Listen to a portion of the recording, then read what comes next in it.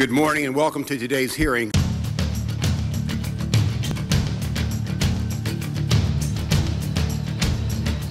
Parents today are in the unenviable position of having to add anabolic steroids and performance-enhancing drugs to their teaching on the dangers of recreational drug use. Children who play football and baseball and basketball and soccer.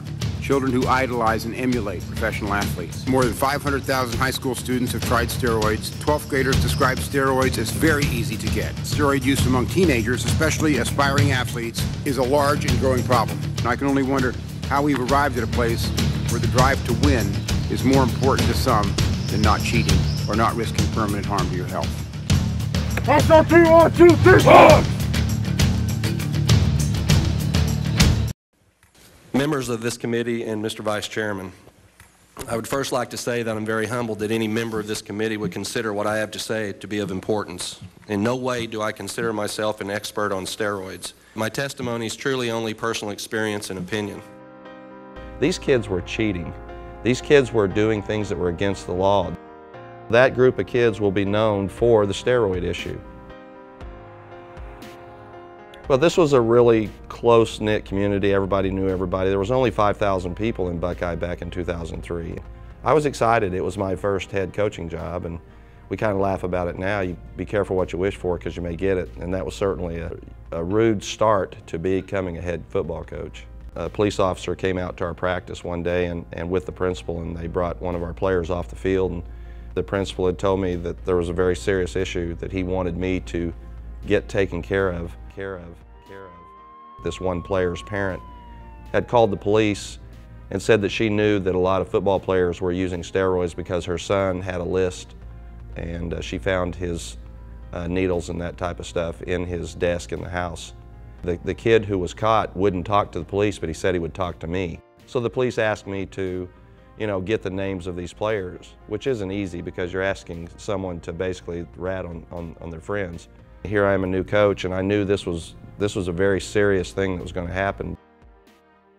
We were going to have to forfeit the rest of the season if we didn't come up with the people that were involved in this, because we were cheating. We were known cheating. I basically devised the idea of I'm just going to call them all in the locker room and we're not leaving even if it's the next day until the guys confess that are using it.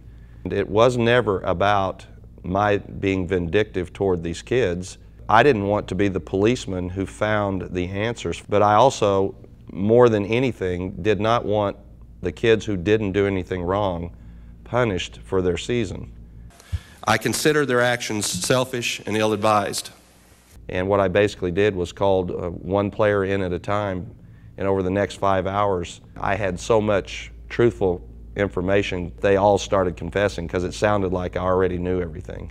The police came in and went to every young man's house and they found needles and was given needles with steroids at every house. This got national news. I had media following me from my home wanting me to comment about it for about 4 or 5 months.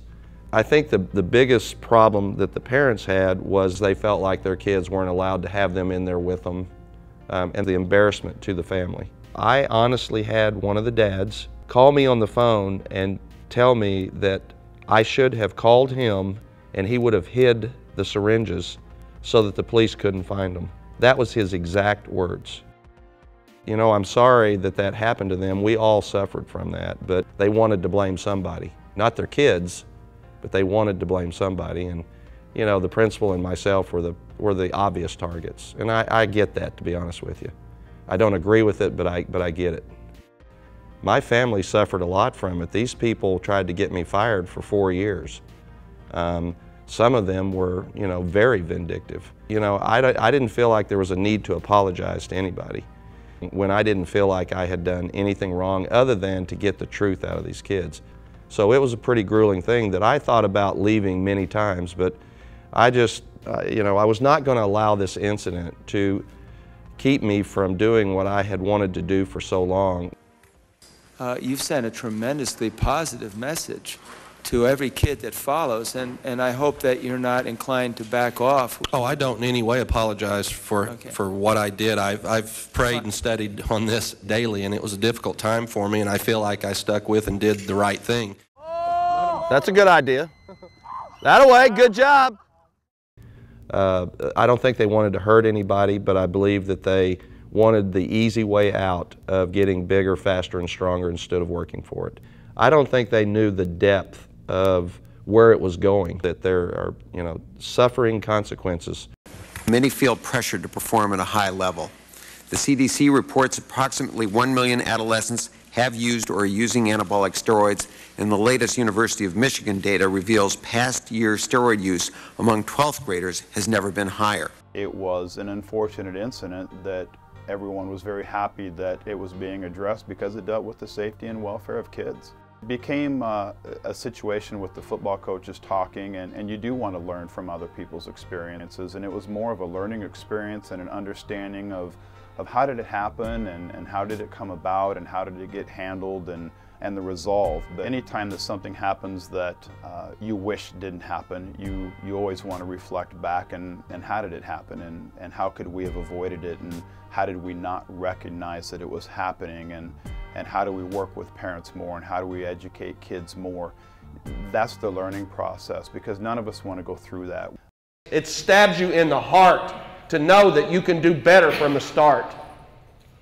This is your chance. This is your opportunity. The AIA, which is Arizona Interscholastic Association, requests that we spend as much time as possible on talking to kids about the problems with drugs. I don't think you need to be an expert. I think you just need to look at the social expectations and the social demands that our society puts on kids and teens. It always comes back to young people wanting to emulate and follow their heroes and the people that are out there in sports. The students are trying to get an advantage and make people proud and be successful. We know why they do it. It shouldn't be about your stats tonight. It shouldn't be about how bad how many tackles you made tonight. It should be about everybody else that's in here, not you. It used to be that steroids, everybody knew what was happening. I remember when I was playing, the gentleman lockered right next to me took steroids every day in his hip, and it just wasn't a big deal.